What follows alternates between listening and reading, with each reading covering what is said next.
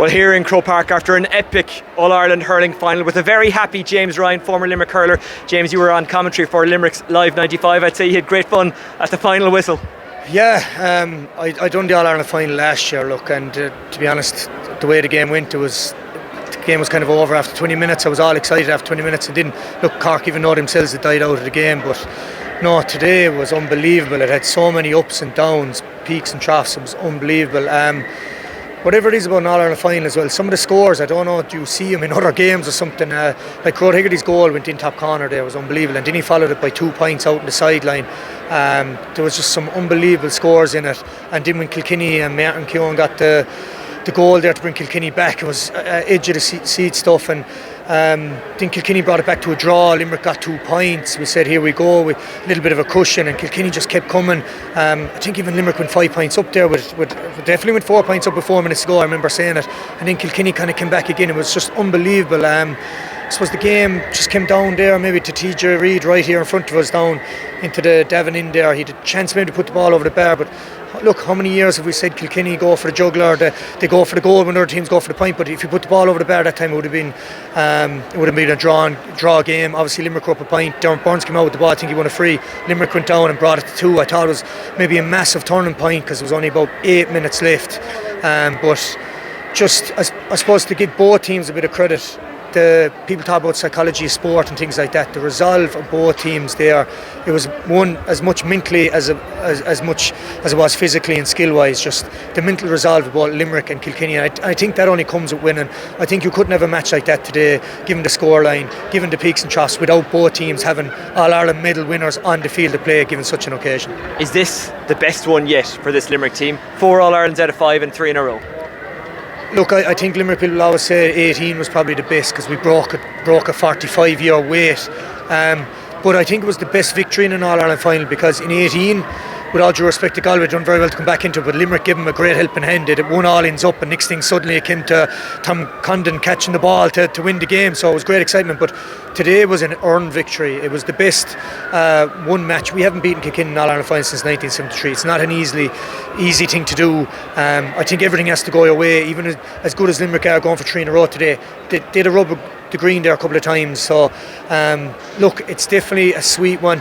We were saying in commentary on the radio there, for some reason in sport there's always a team or teams. If you want to win a World Cup, you want to beat Brazil. If you want to win a World Cup in rugby, you want to beat New Zealand. If you want to win an All-Ireland, you're not from Kilkenny. Kilkenny are the team to beat, and I say that with ultimate respect towards them. They have the most titles.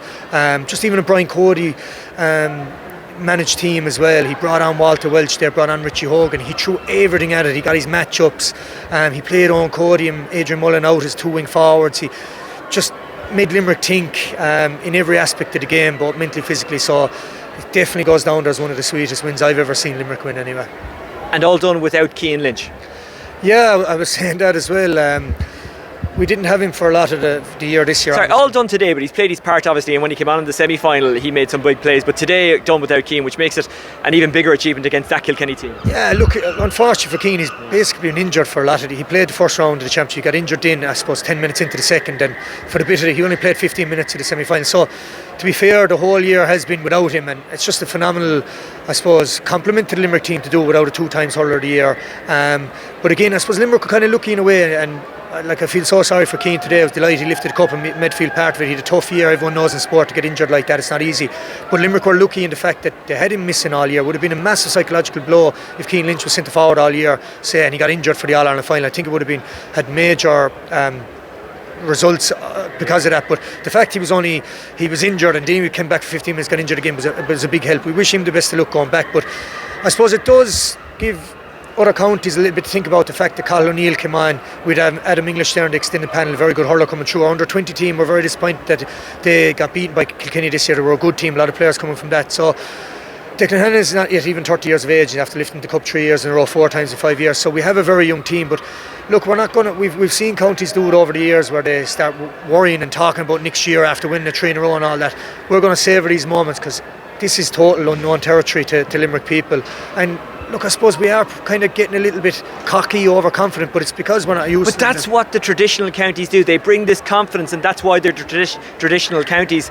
And I heard someone say during the week, and I can't remember who it was, they said you're nearly 4 points down before you play these counties. Limerick are now in that bracket. The DNA of your hurling structure and personality and identity has now changed.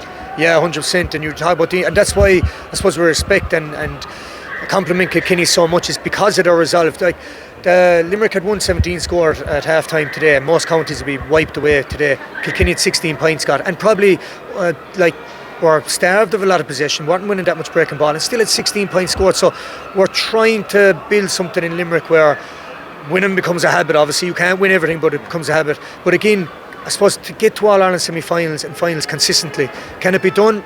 It's maybe harder in Munster, but to come out of Munster every year, to become known as that fourth county or even third, we're fourth in the Roll of Honour. We want to be known as a hurling county, and winning 3 in a row and hopefully being there again is the way to do it. Okay, James Ryan, formerly of Limerick, enjoy the celebrations. That's it from Croke Park. Limerick are the champions for the 3rd time in a row. More on all the Off the Ball social media channels in the coming hours and days, and don't forget the Hurling Pod with Paul Murphy, James Skehill and Will O'Callaghan coming out on Tuesday.